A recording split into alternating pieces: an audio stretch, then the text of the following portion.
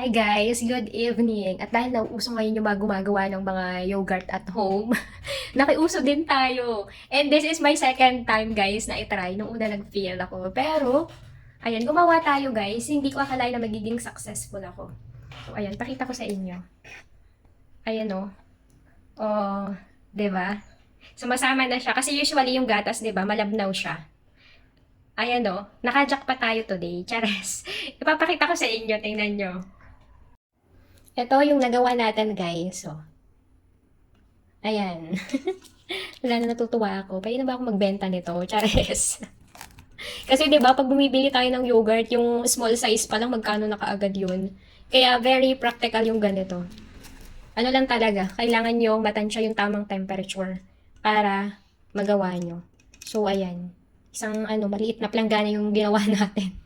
O 'di ba? Solve na solve eh. So tingnan na natin. Tingnan niyo naman, look at that jiggle. Ano?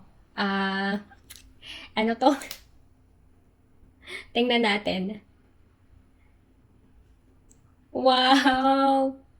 Ang galing! Tingnan niyo naman yan. Oh, 'di ba?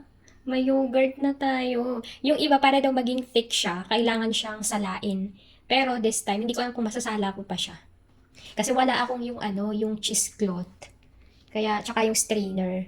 Kaya, titikman natin. Wow, ang galing. Grabe. Oh, 'di ba? Jiggle. Para lang siyang gelatin. Ayun oh. Maglalagay tayo kasi titikman ko siya.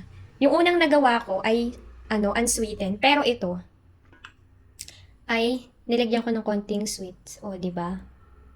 Ang galing. Parang mawiwili na akong gumawa nito ah. Wow.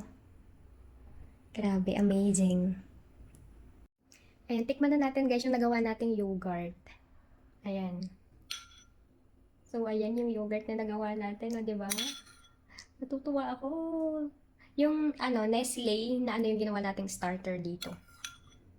Ayan, o, 'di ba? Tikman na natin. Only yogurt tayo nito. Mm. Buti lang hindi napasobra yung nilagay kong condensed milk kasi ayoko din na masyadong matamis. Gusto ko talaga medyo maasim-asim. Ayan o. Oh, 'di ba? Grabe, nakakatuwa.